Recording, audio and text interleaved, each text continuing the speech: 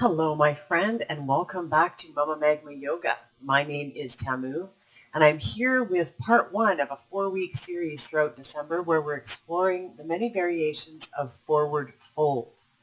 So this week we're going to start with standing forward fold, or uttanasana. So you don't really need anything. You just need to roll out your mat. You don't even need a mat if you don't have one. And we'll just explore the different options here, feet placement, what you're paying attention to, and the benefits of this practice. So I invite you to hop on your mat, your towel, your carpet, and let's get started. We have a quick little asana practice exploring forward fold, or uttanasana.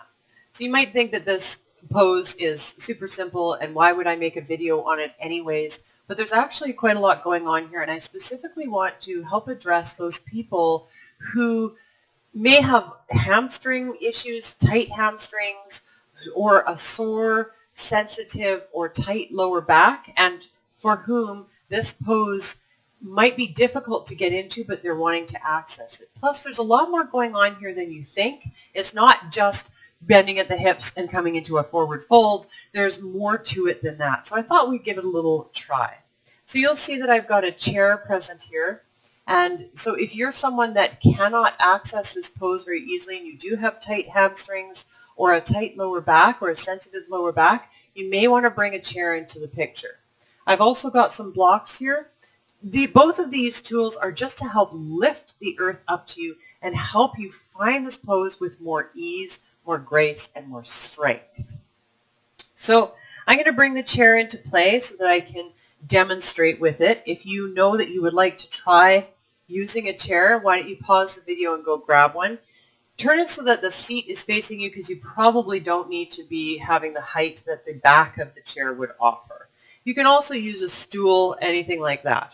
I'm going to bring my block around just in case I want to use that as well. So it's just a lower prop that we can use to raise the earth up to us. So first of all, we're going to start in mountain pose, standing with feet hip width distance apart. So the feet are parallel, toes are pointing forward. We don't want to see this, and we don't want to see this. You want your toes pointing forward and the feet to be parallel. Beautiful. So find that stance, standing up nice and tall. And first, let's ground down into the feet, finding all four corners of the feet. So let's practice by lifting all the toes. See if you can lift all of your toes. Feel the big toe mound, the pinky toe mound, and then the back two corners of the heels. Maybe you transfer your weight around a little bit, find a little circular motion. Just see if you can ground into all four corners of the feet. Let's take an inhale in. And on the exhale, let's lower the toes down, starting with the pinky toe, working our way all the way to the big toe so that we find that true connection. The toes are spread nice and wide, and we're really grounded down into the floor. Then we'll begin to lift up from the floor, finding energy rising up from the floor to lift us up into our mountain. So we're finding energy in the arches of the feet, allowing that to travel up the legs, lifting the kneecaps, and then toning the quads, and then feeling how that translates to the pelvis and brings our center underneath us, lengthening down through the tailbone. Then that travels up as we find our mula bandha. So we're hugging navel to spine, but not only that, we're lifting from the pelvic floor, lifting these muscles of the pelvic floor up into the body. So we're finding that lift there, which translates into our sternum lifting up towards the heavens. See how that makes you stand up a little bit taller now, and you're really connected with the floor. Now we'll shine the palms forward, rolling the shoulders away from the ears. Take a deep breath in. And on the exhale, we'll relax the shoulders, allow the shoulder blades to run down the back body. Beautiful. Finding your mountain pose, lifting up through the crown. Breathing nice and deep. Just exploring this Tadasana for just a moment. Then we'll find our soft knees, and we'll inhale, reach the fingertips up towards the heavens. Really reach, reach, reach. And on an exhale, we're going to think about keeping that lift in the pelvic floor, so that mula bandha, hugging the navel to the spine and peeling back with the hip creases as we bend the knees as much as we need to and slowly start to fold forward. Now, if you know that you're someone who can't come all the way to the floor because of tight hamstrings or a tight lower back, bring your palms to your chair. Use your support. Keep nice length in the back, so not from the crown to the tail, you're keeping a nice length.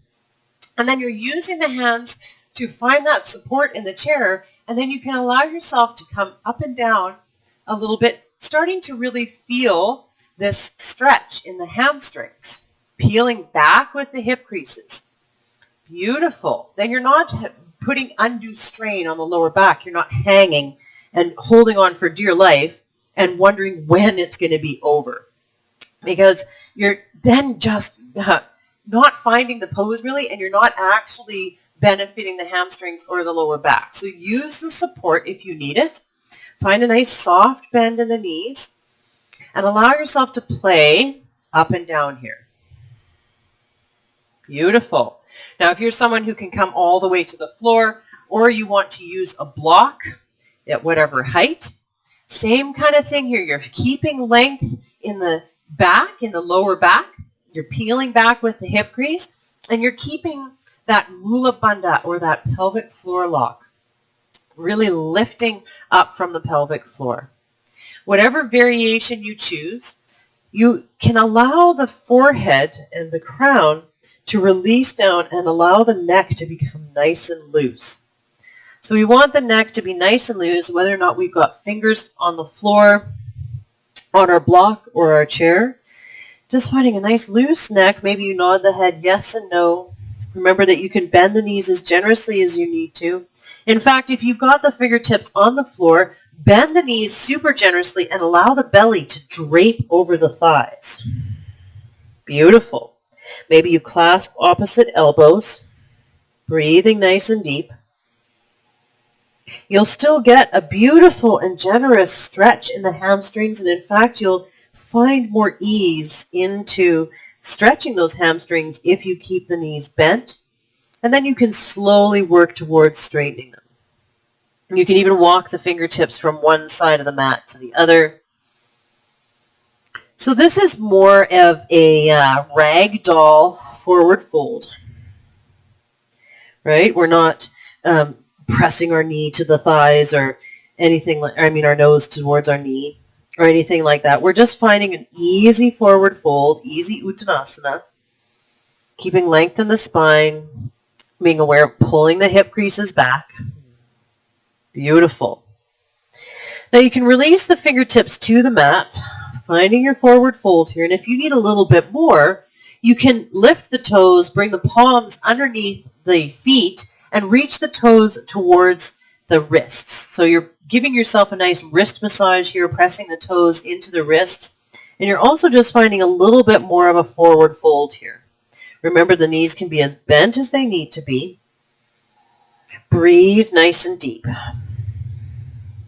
So we're like bus stop number 3 here. Beautiful. If you want to take it a little bit further, you can gently release the palms from underneath the feet, clasp the fingertips behind the shins, and gently pull the forehead or the nose towards the knees. So now we're finding a bit more of a traditional forward fold. You can also bring the forearms to the backs of the calves, finding a bit more of a intense stretch here, I guess you could say. Breathing nice and deep. Be careful of the lower back, whatever version that you choose. You don't want to be tiring it out, so bending the knees really helps with that. Helps to take pressure out of the lower back. Let's all take one more deep breath in here together. On a long breath out, maybe we stretch just a little bit more. Whew. Beautiful. Then we'll bend the knees generously, drop the hips, spread the fingertips wide, reach up towards the heavens, and exhale, hands to heart. Lovely. Now I hope that this little practice helps you to access forward fold with more grace and more ease, and gives you more possibilities, especially when you're in a class. So if you're participating in live classes, they'll most likely have blocks available. So I invite you to utilize it. Grab a block at the beginning of class. Know that you're going to need it when you're doing your forward fold.